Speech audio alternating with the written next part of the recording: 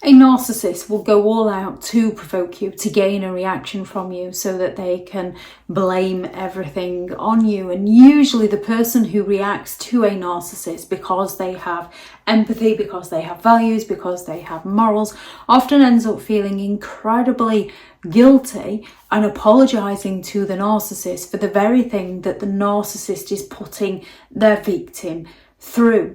Narcissists rely on reactive abuse so that they can make you look like the issue and they can stand back and act all calm and sweet and innocent.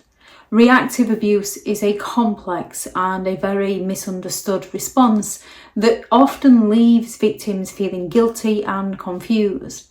Many people, especially those in toxic and abusive relationships with narcissistic individuals, often search for insights into this behaviour, believing that they themselves are the issue, and if they speak out, then what they've done is going to come to light and it's going to look more like tit for tat rather than reactive abuse. Recognising and understanding reactive abuse is essential to validate a victim's perception. With a narcissist, they are going to be constantly at you. They are going to be constantly chipping away at you, nitpicking at you, disappearing on you, saying what they need to say and then walking off humming and singing away to themselves so you can't get your point of view across. To the point where they push you to the edge because you can't get anything out. And then you explode, you rage out. Reactive abuse often stems from relentless manipulation from a narcissistic individuals, to the point where a victim feels backed into a corner and their reaction is their only way to defend themselves. Only once they have reacted, they've stepped out of the person they believe themselves to be and they feel bad and they feel like they're the problem, not helped by the narcissist stood there playing all sweetness and light and claiming that the victim is the crazy one, the unhinged one and the abusive one. There's often those sudden outbursts after months and years of enduring the narcissist's manipulative behaviours. You may have tried to speak out at the beginning, but eventually you shut down and walk on eggshells. But at some point, you snap.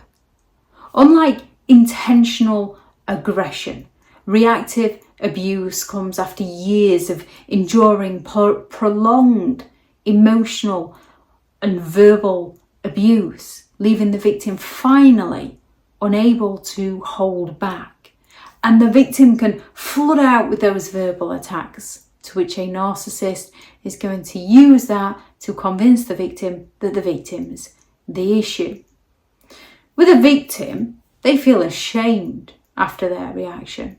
With a narcissist, the narcissist will claim, you made them do it. Victims often feel ashamed and guilty. They feel embarrassed about their reaction. They don't know who they've become. Especially when the abuser turns the blame onto them, reinforcing the feelings of self-doubt within the victim. Narcissists often go all out to gaslight their victim's reality, to the point where the emotions bubble up and spill over.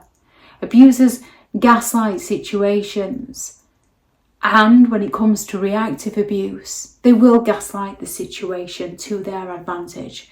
They will chip away at you until you explode out at them. And the second you explode out at them, they claim you're the abusive one, you're the crazy one, you're the problem, which further distorts the victim's sense of reality.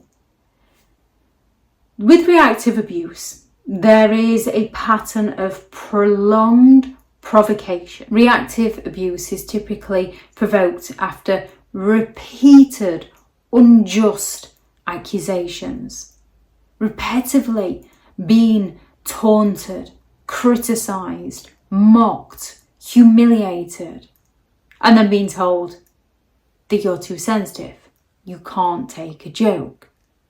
It's not just a single one-off incident. It's a cycle where the victim is emotionally drained And at some point, they snap back, and then the narcissist uses Jennifer Freud's DARVO, where they deny, attack, and reverse the roles of the victim and offender. The narcissist will go all out to play the role of the victim in the situation. After the victim's reaction, the abuser will flip the script, painting the victim as the aggressor, the abusive one, the problem, manipulating friends, family, and authorities. And with a narcissist, they usually say it with such conviction that people believe them, whereas the actual victim is usually still caring about the narcissist, not wanting to get the narcissist into trouble. The victim is usually full of self-doubt and questioning themselves, blaming themselves, wondering whether they're the problem. Reactive abuse often leads to a lot of isolation and confusion.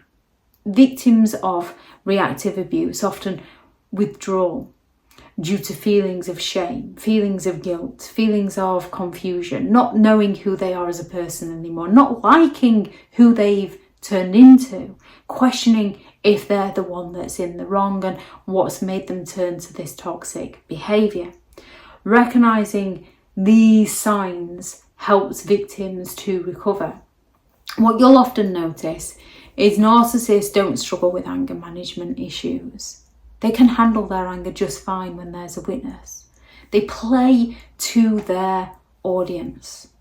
Sometimes the person who's acting emotionally unstable is the person who is being emotionally abused. Because of the emotional abuse, they become unstable. So when the victim goes. They break down in tears. They shout out in rage or anger. They snap on the spot. They're not aware of the surroundings or the audience. The emotional abuse has got to them until they lash out. And the narcissist plays the hero, the caring martyr. See, look what I have to put up with. I'm trying so hard to help them. The narcissist will even take you to the doctors to get you on things like antidepressants so that you sign away your home to them. Understanding reactive abuse is crucial for recognising when you're reacting to the toxic environment you are in and finding ways to break free. If anyone has any thoughts on this video, please do add those into the comments for people reading through. Thank you very much to all the returning subscribers and your continued support with the channel. It's greatly appreciated. If you are new to the channel, I'm Elizabeth Shaw. This channel is all about narcissistic behaviour to give you more understanding of the people you might be dealing with within your life, how to handle yourself around those people if you cannot go no contact, and different methods to find what helps you understand and overcome narcissistic and emotional abuse. If you do find the information helpful on the channel, please do subscribe. If you are looking for further help and support in understanding and overcoming narcissistic and emotional abuse, I do have several online guides available, and those teachable links are in the video description. If you're looking for someone to speak to, I have partnered with BetterHelp, and their sponsored link is also in the video description. I do also have several books out on Amazon. How to create boundaries around those who don't respect boundaries, such as narcissistic individuals. 15 rules to deal with narcissistic people, how to stay sane and break the chain if you cannot go no contact. Healing from narcissistic abuse, a guided journal for recovery and empowerment. A Narcissists Handbook, which is the ultimate guide to understanding and overcoming narcissistic and emotional abuse. And the new one, which is a novel on Behind the Mask, the rise of a narcissist. And this is hopefully going to be the first book in a series of 3 books. These are all out now on Amazon if you'd like to take a look at those. Thank you very much for watching. Go out there and create the day that you deserve, because you do deserve to have an amazing day. Bye.